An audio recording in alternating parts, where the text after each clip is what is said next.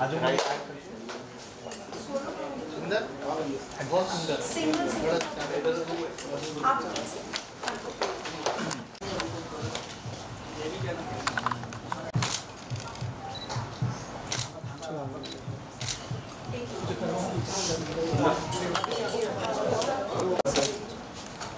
एक minute, one check. दादा हाँ उसे करते हैं हम लोग आपके लिए। चलो हो गया, रखते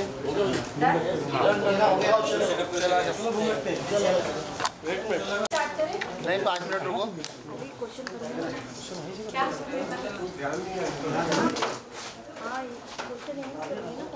अरे यार रूम नीचे करो ना इतना। सर आप लोग आगे आ जाइए ना।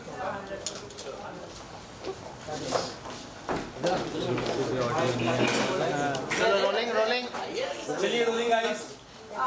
सब सिर्फ सामने कैमरा में देखिए। सर आगे आ जाइए, क्वेश्चंस आ जाएंगे।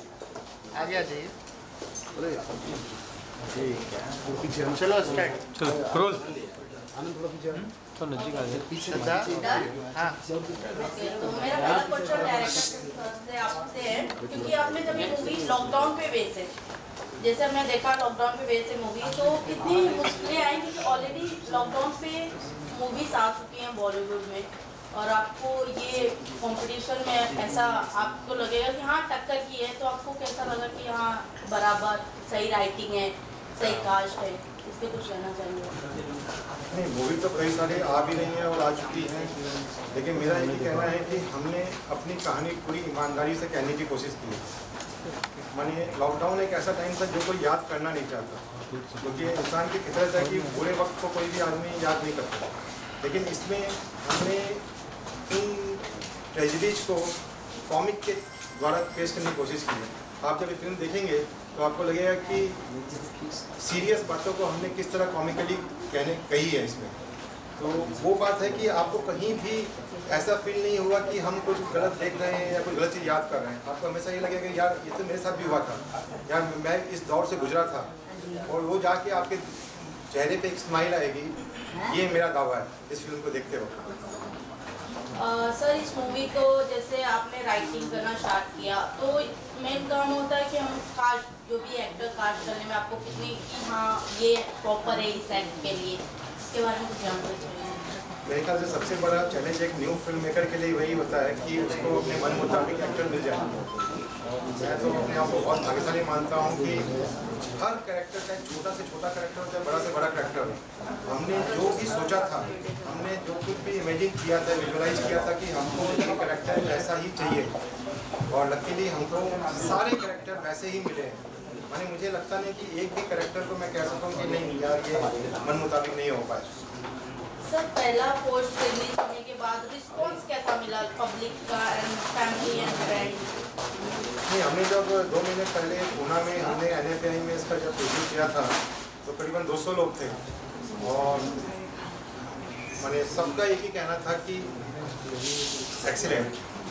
और कुछ लोग थे जैसे मेरे NRI फ्रेंड्स थे, जैसे उन्होंने मुझे बताया कि हमने कोरोना के बारे में, इंडिया के बारे में जो कुछ सुना था और जो कुछ आपने फिल्म में दिखाया है वो बिल्कुल अलग है, और वो ऑथेंटिक है कि पुलिस स्टेशन में क्या चल रहा था, सड़क पे क्या चल रहा था, हॉस्पिटल में क्या चल रहा था, सारी चीज़ें जो बाहर के लोगों को पता है वो बिल्कुल अलग है।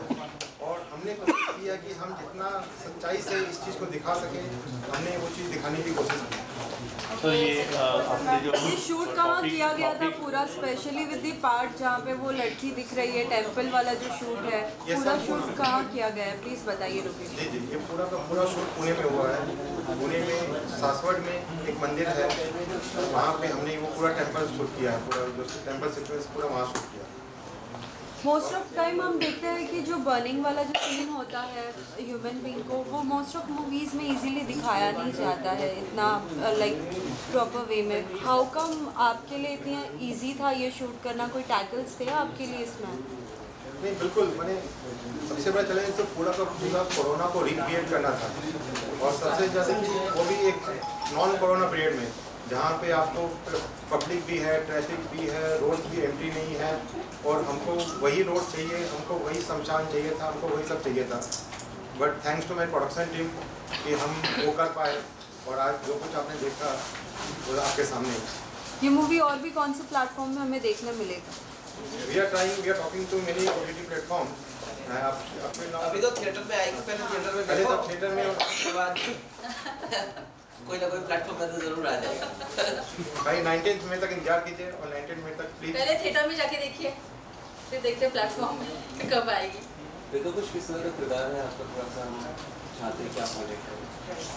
मैं प्ले कर रहा हूँ। सेंटर में आइए ना, सॉरी ऑडियो नहीं आएगा, सेंटर में आ जाइए, आगे आ जाइए थोड़ा। मैं एक एम्बुलेंस ड्राइवर का रोल प्ले कर रहा हूँ और मोस्ट ऑफ अस हम लोग बेसिकली क्या है, कोरोना के दूसरे साइड में थे, मतलब और सबसे ज़्यादा कंप्लेन हम लोग कर रहे थे कि भाई घर में बैठे हैं इतने महीने से, घर में खाना भी फोन पे या कुछ भी ऑर्डर करके या जब भी खुला रहता था लेके आ जाते थे, खाते थे, लेकिन घर पे आराम से रहते थे। लेकिन जो फ्रंट लाइन वर्कर है उनका लाइफ कितना डिफिकल्ट है वो रोल करते हुए मुझे समझ में आया। So it was I opening side for me also, because in fact मैं खुद बोलूँ तो खुद घर में जब 3 महीने 4 महीने तक ऑलमोस्ट अपने फ्लैट में बंद था, तो it was I was feeling so bad and I was like complaining so much like what is happening and how much how long we have to sit at home. But frontline worker का life जिस तरह से सभी लिखा है और मेरे को प्ले करने का मिला, तो मुझे दूसरा साइड देखने को मिला और मुझे लगा कि भाई हम लोग तो मतलब खुशनसीब थे कि घर पे बैठे हुए थे, बट जो लोग from police to the ambulance driver to doctors, salute to them. Sir आपका जो ये कॉपी आपने चुना, इसके पीछे कुछ राज था या कुछ सच्ची घटना घटी है जिससे आप ये कॉपी आपने सिलेक्ट की? नहीं, ये कहानी ट्रू इंसिडेंट के ऊपर बेस्ड हुई। ये 20 अप्रैल 2020 को ये घटना मेरे साथ में एक्चुअली घटी थी। और जैसा कि अभी सर ने बताया कि फ्रंटलाइन वर्कर की जो कहानी हमने कही है, तो प्रॉब्लम ये है कि उनकी फैमिली ने जो प्रॉब्लम फेस किया था ना, वो बहुत कम लोगों को मालूम है कि उनकी वाइफ, उनके बच्चे, उनके फ्रेंड्स वो क्या किस सिचुएशन से गुजर रहे थे। ये लोग तो फील्ड में थे, ये लोग तो फील्ड में काम कर रहे थे, वो उसकी पेन को हमने इस कहानी में कहने की कोशिश की है कि फ्रंटलाइन वर्कर्स की फैमिली में क्या क्या था। सर इस पर आपको क्या लोगों तक क्या मैसेज पहुँचाना चाहते इस मूवी के दिखा रहे हैं? आप यहाँ पे दिखाना क्या चाहते हो? घटना तो हो गई है, सब कुछ हो गया, तो आप क्या लोगों तक पहुँचाना चाहते हैं? यार आज सोसाइटी ना लो हाई आते हैं। There are times when there are war happens between 2 countries. वो भी एक सोसाइटी के लिए एक चैलेंज आती है। तो कोई भी सोसाइटी में चैलेंज आती है ना, हम समाज में सब अगर एक साथ मिलके उसको जूझेंगे ना, कोई भी डिफिकल्टीज को आप ओवरकम कर सकते हो। नहीं, ये डिफिकल्टी नहीं, ये मैसेज क्या पहुँचाना? No, that is exactly what I am trying to tell you कि भाई कोई भी डिफिकल्टीज आपके समाज में, आपको देश को, आपके राज्य को आता है, तो आप जब पूरे समाज में एक दूसरे को कोऑपरेट करके आगे बढ़ते हो, तो कितना भी डिफिकल्टीज आती है आपके सामने, आप उभर सकते हो। बट कंप्लेन करने से कुछ होगा नहीं। मुझे लगता है it's basically a film of an individual जो एक एक्सपीरियंस से जा रहा है। कोरोना के टाइम में हर एक को अलग अलग एक्सपीरियंसेस आए थे, हर एक की अपनी अपनी स्टोरी थी। तो एक इंसान की स्टोरी है जो स्टोरी हमने फिल्म में बताई है, जिसमें it's a very personal connect of that individual. तो वो कोरोना के टाइम पे उसकी फैमिली के साथ जो जो घटता है, उसके घर में दादाजी है, घर में वाइफ है, घर में बच्चे हैं, उसके दोस्त हैं, उनके साथ जो जो घट रहा है वो फिल्म में उन्होंने सही में दिखाया है। तो आप सबको मुझे लगता है कि हर एक को आइडेंटिफाई आप कर पाओगे इस फिल्म में। हर एक मतलब हर एक को आइडेंटिफाई करने के लिए कैरेक्टर है फिल्म में, ऐसे मुझे लगता है। और एक हिसाब से मैं बोलूँगी it's like reliving your corona period. तो आप जब फिल्म देखोगे तब आप एक अलग पॉइंट ऑफ व्यू से फिल्म को देखोगे, जिसमें आप हंसोगे भी, आपको रोना भी आएगा, और सेंसिटिवली आप वो पूरा जो पीरियड था कोरोना का, उस पीरियड को एक सेंसिटिवली रियलाइज भी करोगे कि क्या था, क्या क्या हुआ था। तो it's like reliving the corona period, the lockdown period. जिस फिल्म में और किरदार कौन है आपके पास के?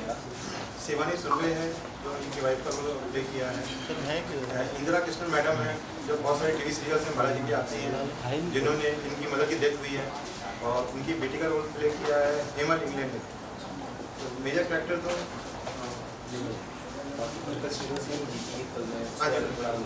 बिल्कुल, मैंने जैसे बताया था कि ये फिल्म सबसे पहले London, Mexico, Paris, then Toronto, then अपना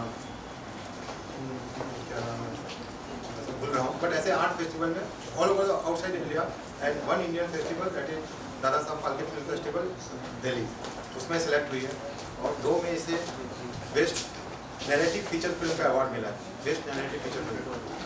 सर आप क्या कहना चाहिए आपके रोल के बारे में?